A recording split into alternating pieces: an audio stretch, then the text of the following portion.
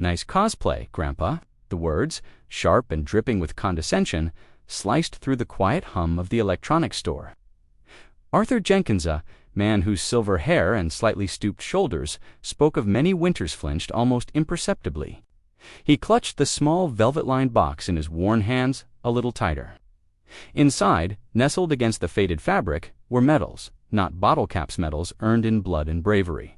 In jungles far from this brightly lit aisle of blinking gadgets, he'd only opened the box for a moment, a brief private reassurance before making his purchase. The young store employee, Kevin Barely, out of his teens, smirked, arms crossed, name tag askew.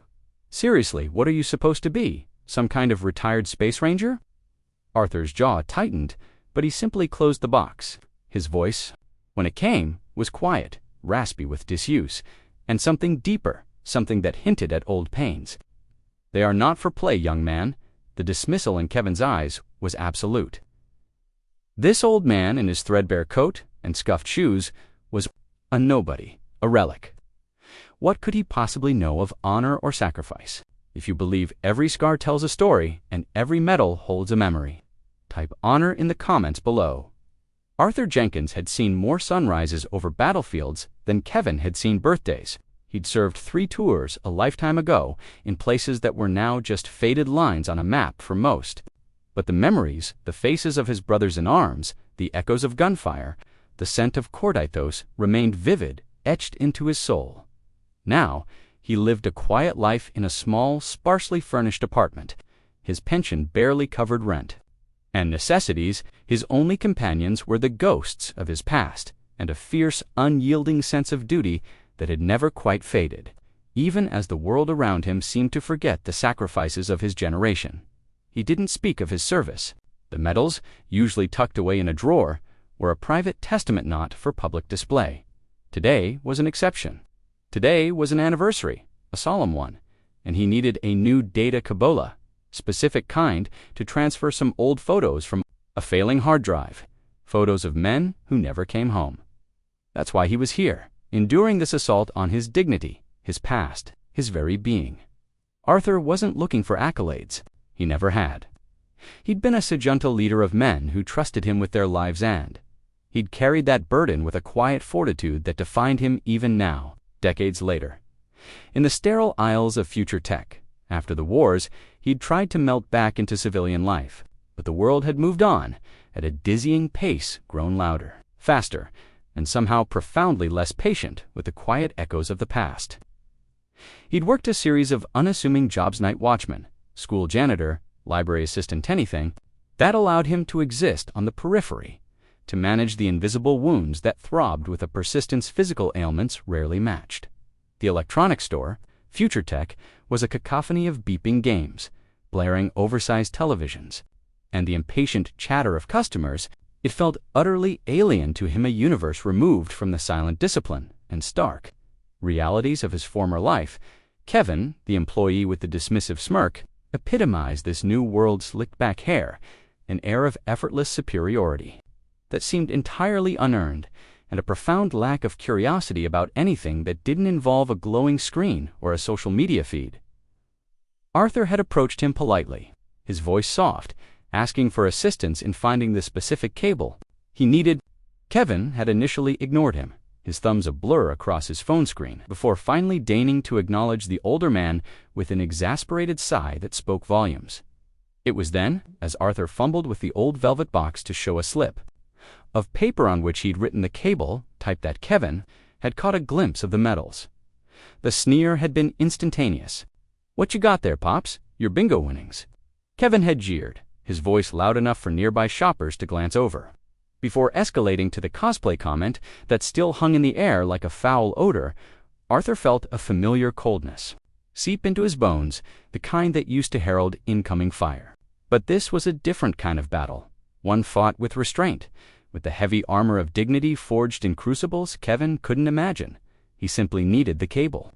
He wouldn't be drawn into a skirmish of words with a boy. The medals weren't just medal and ribbon. The Distinguished Service Cross, 2 silver stars, 3 purple hearts. Each was a chapter in a story of survival, of profound loss, of unbreakable brotherhood. One, a small bronze star, was for valor displayed while dragging his wounded captain, a young man named Michael Thompson, out of a burning APC under a hail of enemy fire. He hadn't thought about Captain Thompson in years, not consciously, but the weight of that day, the acrid smell of burning fuel and human flesh, the screams, never truly left him. Today was the anniversary of that specific, horrific engagement. The day he'd saved Thompson but lost 3 other good men. The photos on the failing hard drive were of those men, their faces captured in moments of laughter. Impossibly young, taken just days before their deaths. He had to save those images. It was a pilgrimage of sorts, a silent, personal duty to their memory. That duty was now being obstructed by ignorance and arrogance. Kevin, emboldened by Arthur's stoic silence, which he arrogantly mistook for weakness or sin, his attack, "Look, old-timer, if you're not buying anything, I've got actual customers to help." He gestured vaguely toward a group of teenagers, giggling over a new game console, their laughter grating on Arthur's nerves. "We don't do trade-ins for whatever those are." He flicked a dismissive hand toward Arthur's chest, where the box was still clutched tightly. Arthur's eyes pale, blue and weary, but with an ember of something fierce still glowing deep within Matt Kevin's. There was no anger visible. In them, only a profound sadness that seemed to absorb the younger man's contempt without reflecting it back. "I need a USB-C to micro B 3.0 data cable," Arthur stated again, his voice steady despite the tremor he felt in his hands, a tremor born not of fear but of a tightly leashed outrage. "Do you have one?"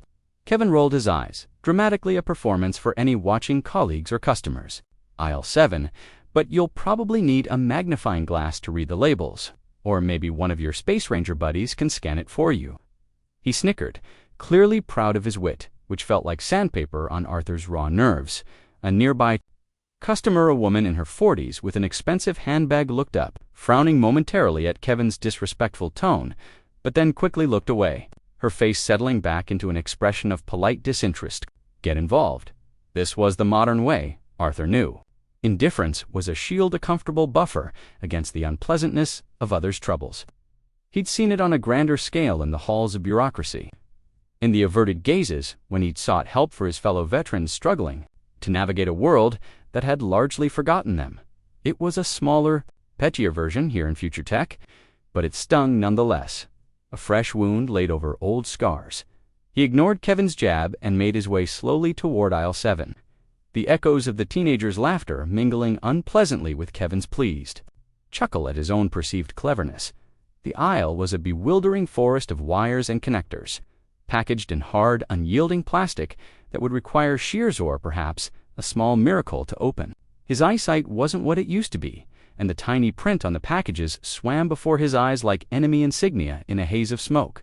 He fumbled for his reading glasses, his frustration mounting.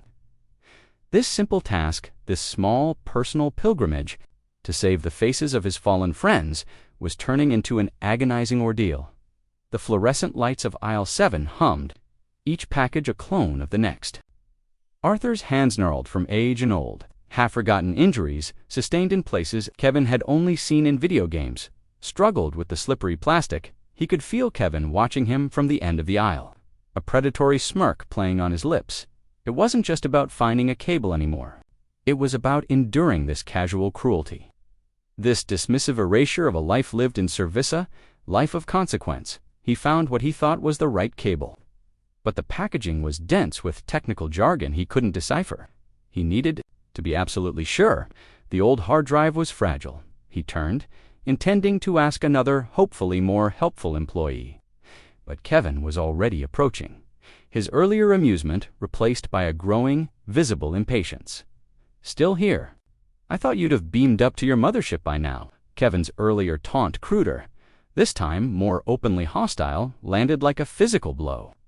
A dull ache began to throb behind Arthur's temples, a familiar precursor to the migraines that had plagued him since the war. He held up the package, his hand shaking slightly.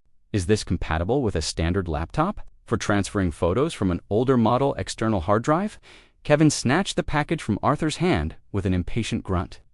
He glanced at it for barely a second, his eyes flicking over the specifications with feigned expertise. Yeah, it's a cable. What do you think it does? Look, buddy, $5.99? You got the cash? Or are you planning to pay in those shiny buttons? He gestured again toward Arthur's pocket, where the velvet box containing the medals now resided a silent, heavy weight. Arthur felt a hot flush creep up his neck, staining his weathered cheeks. It wasn't shame not for himself or his medals, but a hot, angry sorrow for the memories Kevin was so callously desecrating. These are not buttons, he said, his voice low and strained, each word costing him an immense effort. They represent sacrifices. Sacrifices you clearly know nothing about, young man. Kevin's eyes narrowed, a spark of belligerence in them. Oh, I get it. You're one of those. Think the world owes you something because you played soldier. 50 years ago. Newsflash. Pops, your time is over. This is the real world now, and in the real world, you pay for things with money, not stories. He tossed the cable contemptuously onto a nearby shelf, where it clattered among other discarded items. If you can't afford it, don't waste my time or the store's electricity. Another customer, loudly on his phone, paused nearby, listening with a disdainful expression aimed squarely at Arthur. He clearly sided with the employee, seeing Arthur as nothing more than a bothersome old man. The humiliation was a tightening band around Arthur's chest, making it difficult to breathe. He'd faced down enemy platoons, with less trepidation than he felt now, adrift in this sea of public contempt. His history, his service, reduced to nothing. I wish to speak to your manager, Arthur said, the words costing him more effort than he cared to admit, drawn from a well of resolve he thought had long run dry. Kevin snorted a derisive, ugly sound. Oh, pulling that card, are we? Fine, don't move. Wouldn't want you to strain yourself. He sauntered off toward the front of the store, a triumphant, self-satisfied smirk plastered on his face. Arthur stood alone in the aisle, the rejected cable a small, potent symbol of his current predicament. He could feel the curious, judgmental eyes of other shoppers on him. He closed his eyes for a moment, picturing the faces of his men. Young, brave, gone too soon. Courage, he told himself, the old mantra echoing in the chambers of his mind. Hold the line. A few minutes later, which felt like an eternity to Arthur, Kevin returned with a woman in a store-branded polo shirt, her name tag reading Brenda Manager.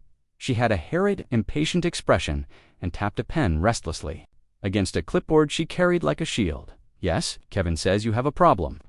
Her tone was already accusatory, devoid of any genuine concern.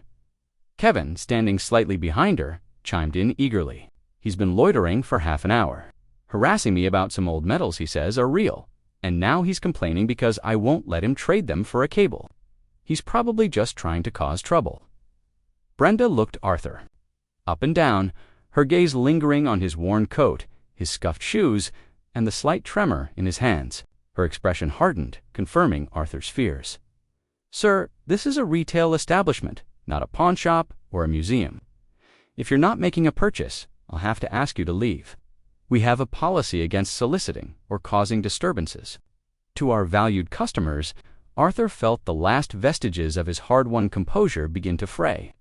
A disturbance? I simply asked for assistance, and your employee chose to mock things that are sacred to me and to many others who have served this country.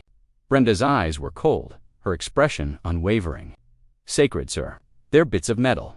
Kevin described them as cosplay accessories, and frankly, your insistence is making other customers uncomfortable. She gestured vaguely toward the front of the store, where a few shoppers were indeed looking their way with expressions of annoyance. Now, are you going to purchase something, or do I need to call security? The mention of security, the implication that he, Sergeant Arthur Jenkins, a man who had faced down armed enemies, was now considered a common nuisance. A threat to public order in an electronics store was a profound and deeply wounding insult. He reached into his pocket and slowly, deliberately pulled out the worn velvet box. His hands shook not from age this time, but from a deep, resonant anger, mixed with an overwhelming sorrow. He opened it, revealing the medals glinting softly, almost mournfully under the harsh fluorescent lights of aisle 7. These bits of metal, he said, his voice now carrying a tremor of suppressed fury that he could no longer entirely control, were awarded for gallantry in action, for service to this country, for sacrifices that preserve the freedoms you so casually enjoy. This one, He pointed a trembling finger at the Distinguished Service Cross. The nation's second highest award for valor was for actions above and beyond the call of duty. Actions that saved lives. Kevin scoffed audibly from behind. Brenda, yeah, right. And I'm secretly a billionaire superhero. Look, Grandpa, we've all heard stories from old guys trying to get a freebie. Brenda sighed a theatrical display of waning patience. Sir, I really don't have time for this drama. If you believe there's an issue with the employee, you can file a complaint online through our corporate website. She was already turning away, dismissing him as completely as she would a piece of litter on the floor. It was then that Arthur spoke the words, not loudly, but with a sudden unexpected clarity that cut through the manager's dismissive tone and the ambient noise of the store. Captain Michael Thompson. He was one of the lives saved that day. He'd recognize these medals. He'd remember. He hadn't meant to say the name aloud. It just slipped out, a relic from a past he rarely voiced, a name linked inextricably to the medal he now held. The mention of Captain Michael Thompson, a man browsing expensive headphones nearby, a distinguished-looking individual with silver at his temples and an air of quiet authorities, suddenly froze. His head snapped up, his eyes locking onto Arthur with an intensity that startled the old soldier. He was a state senator. Arthur would later learn a man who had his own connections, his own memories of service, and a deep respect for the figures revered within those circles. The senator's expression changed from mild irritation at the commotion to one of dawning, incredulous recognition as he stared at Arthur, then at the medals in the open box. He slowly, almost reverently, reached for his phone. Brenda, oblivious to this silent, unfolding drama, was already walking away. Last chance, sir. Leave the premises, or I will call security and have you escorted out. Kevin, sensing imminent victory, grinned maliciously. Yeah, beat it, hero. Go tell your war stories somewhere else. Arthur looked down at the medals, a wave of profound despair washing over him. Perhaps they were right. Perhaps it was all just ancient history, meaningless trinkets in this bright, cynical, forgetful world. The senator, however, was now speaking, urgently into his phone, his voice low but insistent, shielded by his hand. Yes, it's urgent. I believe I found him. An older gentleman. Medals. He mentioned the governor's name. Yes, that Captain Thompson. Future Tech. Downtown branch, aisle 7. You need to inform him immediately. He looked at Arthur again, a mixture of awe, concern, and profound respect dawning in his eyes. The air in the store suddenly felt charged, the ordinary hum of commerce pierced by an unspoken gathering significance that only a few were yet privy to. Less than 10 minutes later, time in which Arthur stood silently, enduring the glares and whispers, the automatic doors of Future Tech slid open with a pneumatic hiss. But it wasn't a customer who entered. 2 uniformed state troopers, their expressions stern, their sidearms holstered but undeniably prominent, stepped inside with practiced efficiency. Their eyes, sharp and alert, scanned the store instantly. Assessing the layout and the occupants, they flanked a tall, imposing figure in a perfectly tailored dark suit.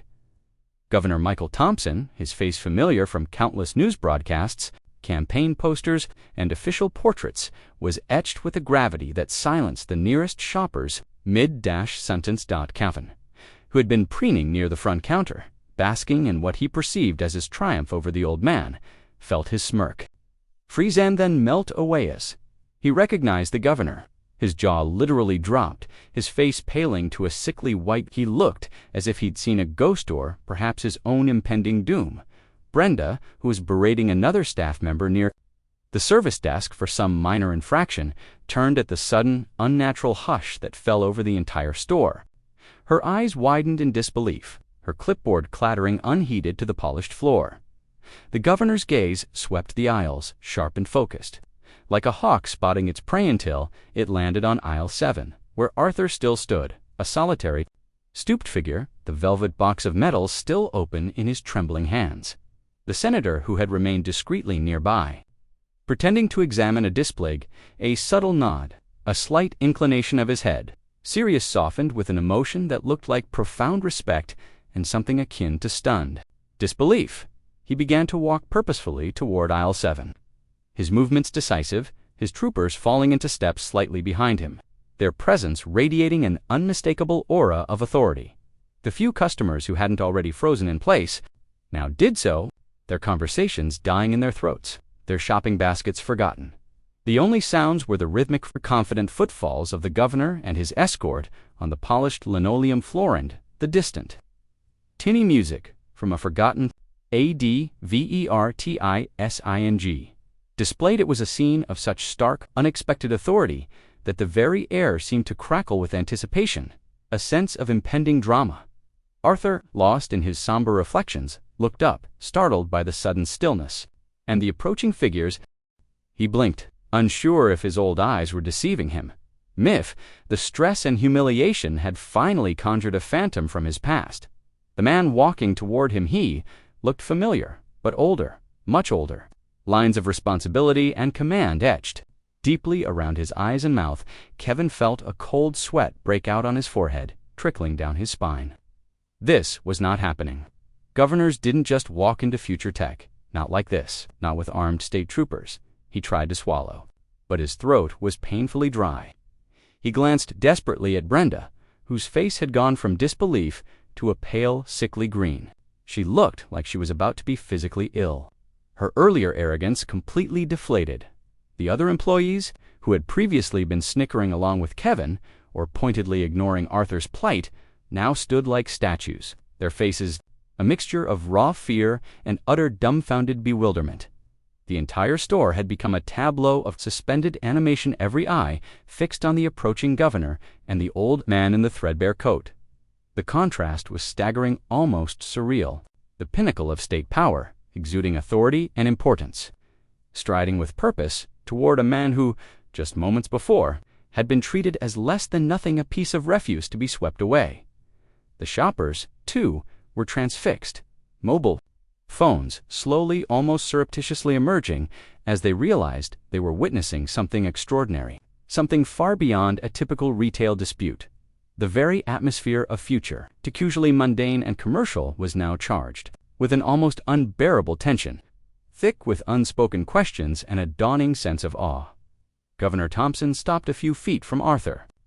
For a long moment, the two men simply looked at each other, bridging a gulf of decades of wars, fought, and lives lived on vastly different trajectories. Then, the governor's stern public features broke into a slow, incredulous smile, though his eyes were suspiciously bright, glistening with an unshed emotion. "Sergeant Jenkins?" he asked, his voice usually booming and confident in political rallies and press conferences, now softer, laced with an unmistakable respect and a hint of disbelief. "Arthur Jenkins. Is that 'tis it really? You? After all these years?" Arthur's mind raced, trying to connect the powerful, confident man before him with the young, frightened captain he remembered. Sergeant Jenkins. No one had called him that in decades. It was a name from another life, another world. Closer at the governor's face, searching for the boyish features of the young officer whose name he'd uttered in desperation. The lines were deeper now, the hair grayer, streaked with silver at the temples. But there was something in the eyes. So long ago, in a land far away, Captain Thompson, Arthur whispered, his own voice thick with a mixture of shock and dawning recognition. "Michael, is that you?" The governor noted a single, decisive movement, his eyes never leaving Arthur's. He took another step closer and then, to the absolute stupefied shock of everyone present, Governor Michael Thompson drew himself up to his full, considerable height and executed a crisp, perfect military salute, his hands slicing through the air with precision. "Sergeant Arthur Jenkins," he said, his voice ringing with profound respect and a deep, heartfelt emotion that resonated through the silent store. "It is an honor, sir, a profound and unexpected honor to see you again." The two state troopers behind him, as if on instinct also, snapped to attention, their gazes fixed respectfully on Arthur, their posture conveying a silent tribute. The silence in the store was now so absolute, so heavy, it felt like a physical presence pressing in on them all. Arthur, momentarily overwhelmed by the sudden shift in his fortunes, slowly, almost shakily returned the salute, the gesture ingrained deep in his muscle memory, a reflex from a lifetime ago at ease. "Governor," he managed, though his own eyes were now stinging the unfamiliar burn of tears threatening. Governor Thompson lowered his hand, but remained standing at attention for another poignant moment. He then turned slightly, his gaze sweeping over the stunned onlookers, a silent rebuke to their earlier indifference before settling with icy disapproval on Kevin and Brenda, who seemed to shrink visibly under his scrutiny. His expression had hardened again, the earlier warmth replaced by a steely, righteous anger. "This man," Governor Thompson declared, his voice resonating through the silent store, his hand gesturing with unmistakable reverence toward Arthur, "is Sergeant Arthur Jenkins. He is not a grandpa in cosplay, as I understand he was disgracefully labeled. He is a decorated hero of this nation. The medals he carries, and here, the governor's eyes blazed with a protective fury, were earned saving lives, including my own under conditions of unimaginable bravery and selfless sacrifice." He paused, his gaze fixed on Kevin. "That Distinguished Service Cross," the governor continued, his voice tight with controlled fury as he pointed to the medal in Arthur's trembling hand, "was awarded because Sergeant Jenkins, then a staff sergeant, crawled through 100 yards of open ground under intense machine gun and mortar fire to reach my disabled armored personnel carrier. I was trapped inside, wounded, bleeding out, the vehicle burning around me. He single-handedly suppressed enemy positions with nothing but his rifle and grenades, pulled me and 2 other wounded men from the wreckage while under continuous fire.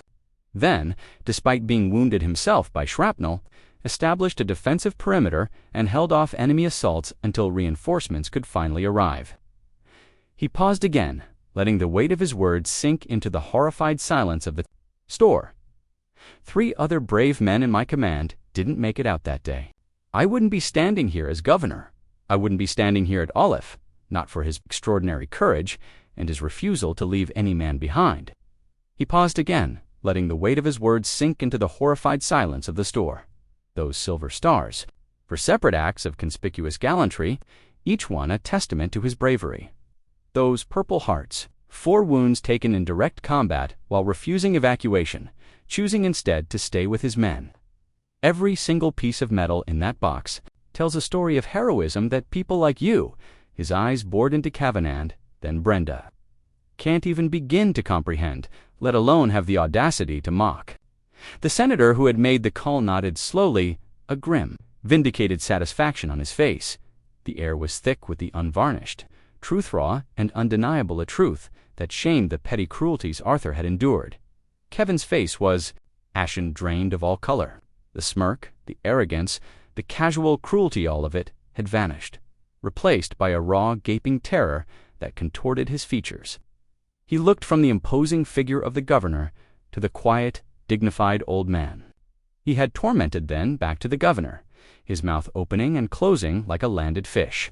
Unable to form words, he wanted the ground to open up and swallow him, whole, to disappear from this nightmare of his own making. Brenda, the manager, was equally horrified, not more so given her position of responsibility.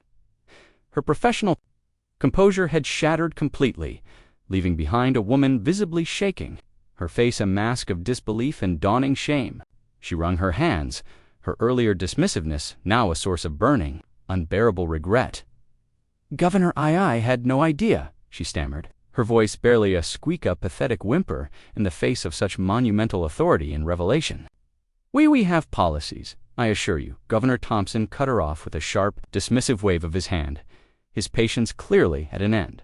"Policies.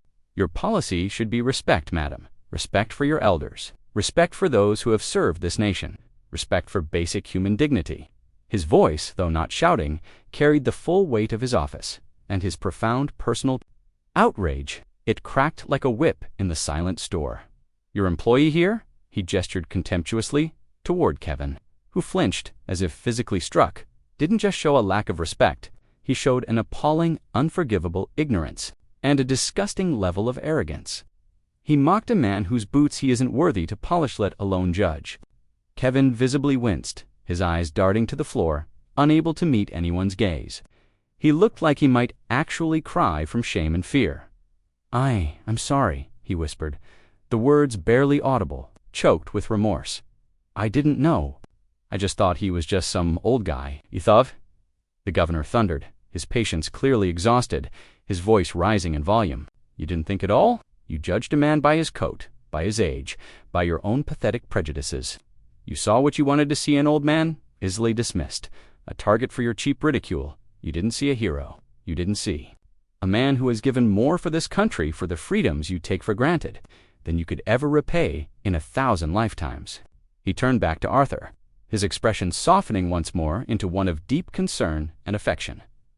Sergeant Jenkins Arthur, I am profoundly sorry you were subjected to this appalling, disgraceful treatment in a public place.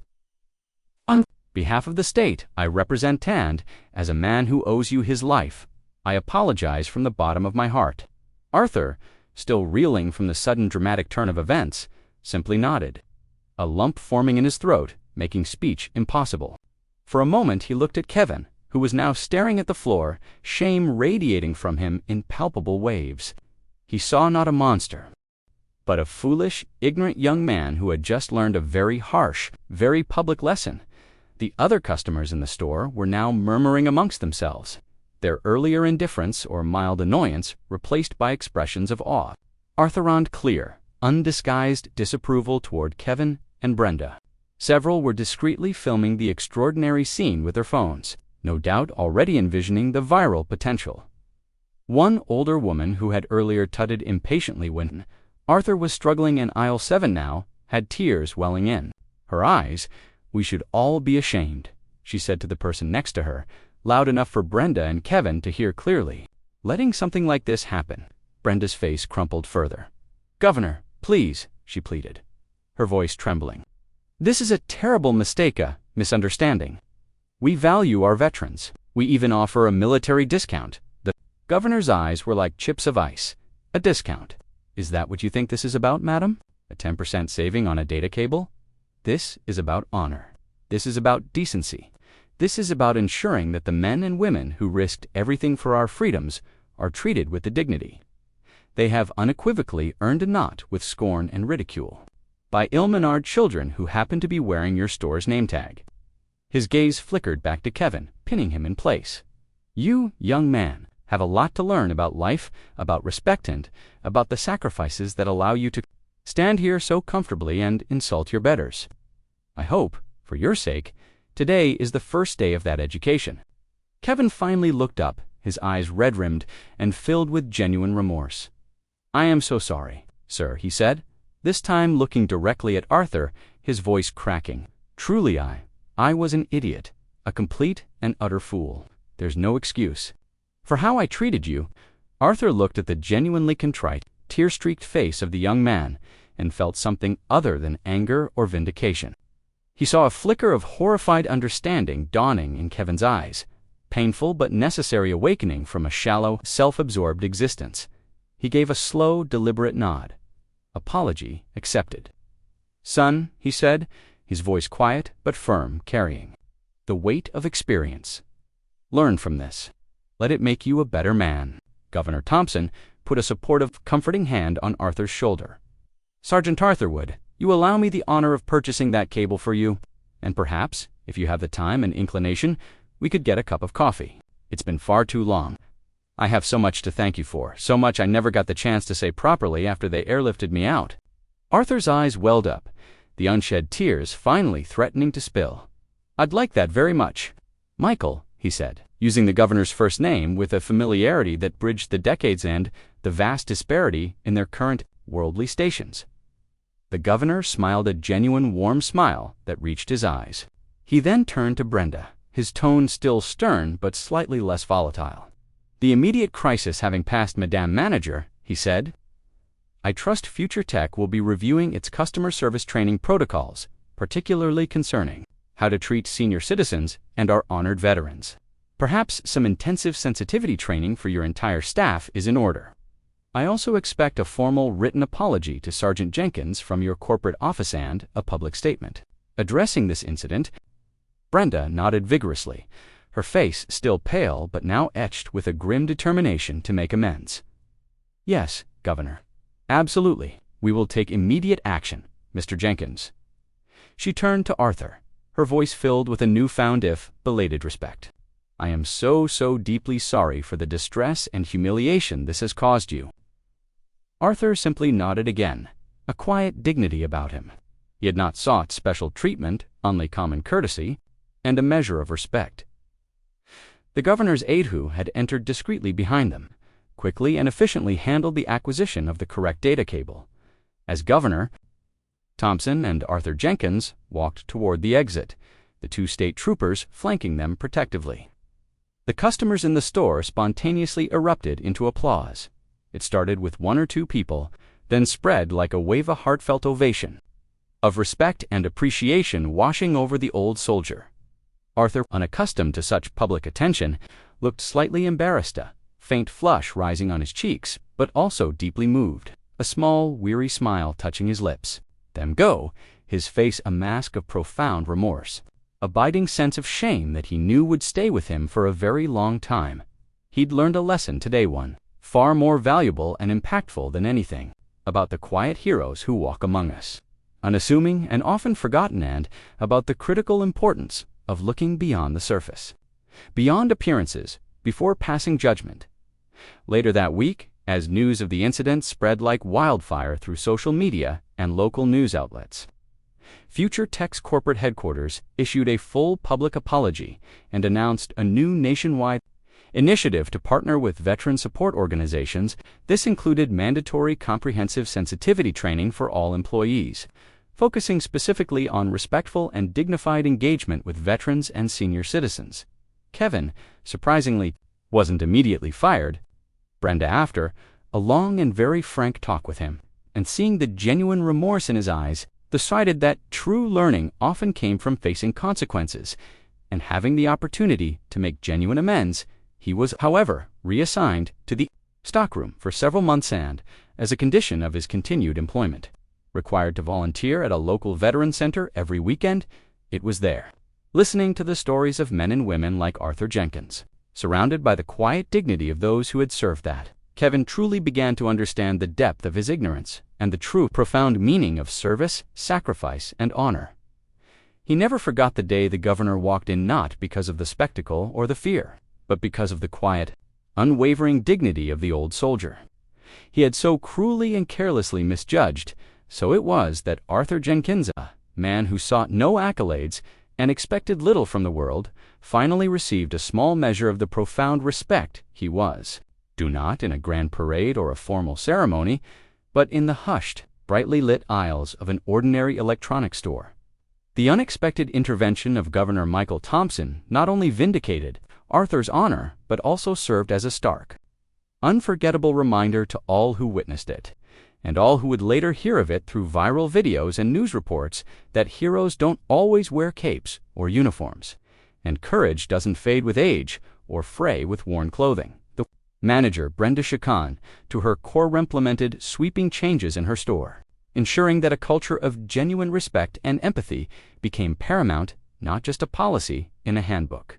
And Kevin, humbled and irrevocably changed by the experience, dedicated his weekends to understanding the very generation he had once so callously dismissed, finding a new purpose in service to others. Arthur got his cable, and, more importantly, he reconnected with a man whose life he had saved so many years ago, forging a new, unexpected friendship from the embers of a shared, distant, and traumatic past.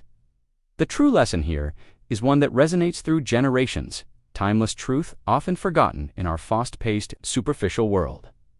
Look beyond the surface. Do not judge a book by its cover, nor a person by their apparent station in life or the condition of their attire. For within the quietest souls, beneath the most unassuming exteriors, can reside a history of profound bravery, selfless sacrifice, and an unwavering honor that deserves not our scorn, but our deepest, most sincere respect. The medals Arthur Jenkins carried were not mere decorations, not shiny buttons or cosplay accessories. They were symbols of a life lived with extraordinary courage, a tangible testament to the enduring value of service and the unbreakable bonds of brotherhood. All remember to treat everyone we meet with dignity and kindness, for we never truly know the battles they have fought, or the silent victories and heavy burdens they carry in their hearts. Arthur Jenkins continued his quiet life, but now a subtle yet significant change occurred. People in his neighborhood heard the story, greeted him with a new warmth in their eyes, a new deference in their tone. The local VFW Post, learning of his presence and his history, reached out, and he found a new community, a sense of belonging he hadn't felt in years. He finally transferred those precious photos from the failing hard drive, preserving the smiling faces of his fallen comrades, his solemn duty to their memory at last fulfilled. The image that lingers is of Arthur, months later, sitting with Governor Michael Thompson at a small, unassuming cafe, to old soldiers sharing stories and quiet laughter. The weight of their shared past, now a comfortable bond of enduring friendship. The medals, safely tucked away, their true worth, finally undeniably acknowledged by the world. If you believe in honoring our veterans and treating everyone with the dignity they deserve, subscribe to Hidden Sparks for more stories that inspire and remind us of the best of humanity, and once more, for men like Sergeant Arthur Jenkins, and for all those who have served with honor-type honor, in the comments below.